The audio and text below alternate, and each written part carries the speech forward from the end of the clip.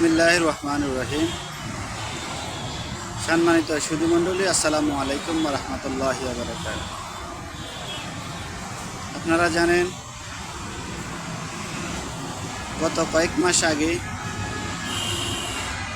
একটি মুসলিম রাষ্ট্রের প্রধানমন্ত্রী এবং তার স্ত্রীকে আমেরিকা তুলে নিয়ে গিয়েছেন এবং সেই দেশকে, সেই ভেনেজুয়েলার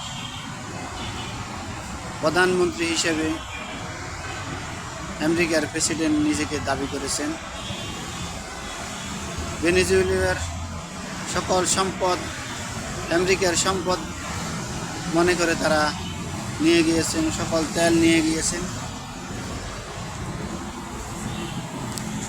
আর গতকাল সেই ভেনেজুয়েলার এক বিশাল ভয়াবহ ভূমিকম্প হয়েছে, যেই ভূমিকম্পের মধ্যে প্রায় 10,000-এরও বেশি মানুষ নিহত হয়েছে, ধ্বংস হয়েছে হাজার হাজার ভবন,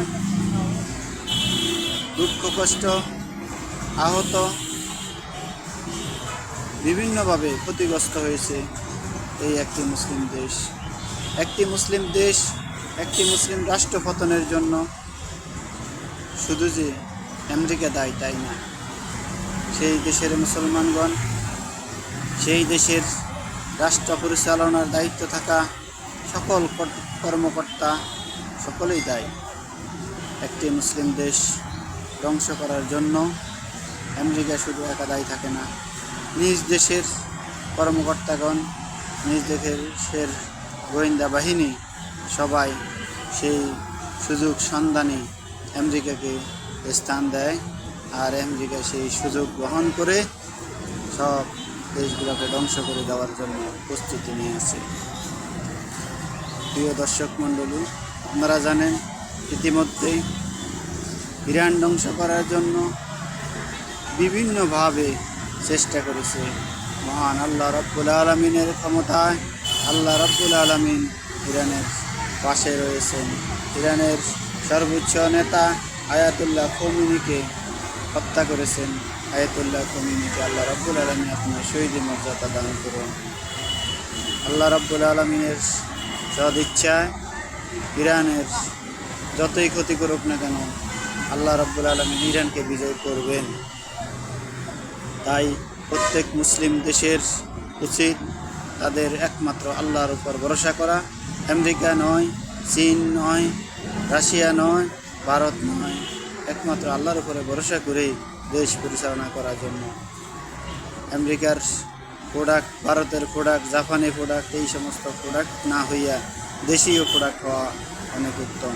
বাংলাদেশের প্রত্যেকটা এমপি, মন্ত্রী, রাজনৈতিক নেতাদেরকে দেখা যাচ্ছে বিভিন্ন দেশের প্রশংসা নিয়ে ব্যস্ত। সে 71 নিয়ে পড়ে আছে, আবার 24 গিয়েছে, 2 বছর হয়েছে, সেই 24 নিয়ে পড়ে আছে।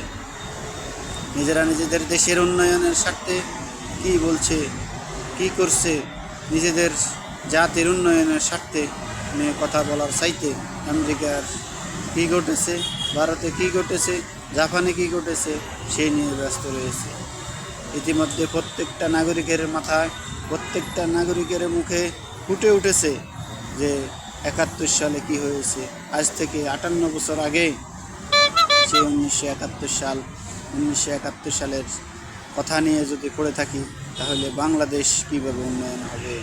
চীন, জাপান সহ বিভিন্ন দেশ হিসাব করে আগামী 50 বছর পরে উন্নয়নে কী ঘটবে, কী পরিকল্পনা করবে। আর বাংলাদেশ পড়ে আছে 1971 সালে কে কী করেছে সেই নিয়ে পড়ে আছে। বাংলাদেশে স্বাধীনতার এত বছর পরেও এখনও যারা মুক্তিযুদ্ধের দাবি করে, আমার মনে হয় সেই দাবিদার নিয়ে পড়ে না থাকে বাংলাদেশকে 50-60 বছরে কী উন্নয়ন করেছে সেই দাবিগুলো তুলে দেওয়ার জন্য, সেই দাবি সংসদে তুলে দেওয়ার জন্য প্রত্যেক সংসদ সদস্যের উচিত। তাই প্রত্যেক সংসদ সদস্য নিজ নিজ এলাকার মধ্যে উন্নয়নের স্বার্থে, নিজ এলাকার কর্মসংস্থান বৃদ্ধির স্বার্থে, শিক্ষা প্রতিষ্ঠান বৃদ্ধির স্বার্থে, হাসপাতাল বৃদ্ধির স্বার্থে, ইউনিভার্সিটি বৃদ্ধির স্বার্থে কাজ করা দরকার। রাস্তাঘাট উন্নয়ন করার জন্য এগিয়ে আসা উচিত প্রত্যেক নাগরিককে।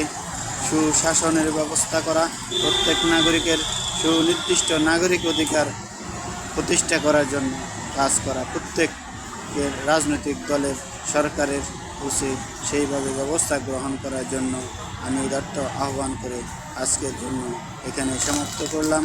আমা তৌফিক ইল্লা বিল্লাহ। আসসালামু আলাইকুম ওয়া রাহমাতুল্লাহি ওয়া বারাকাতুহু।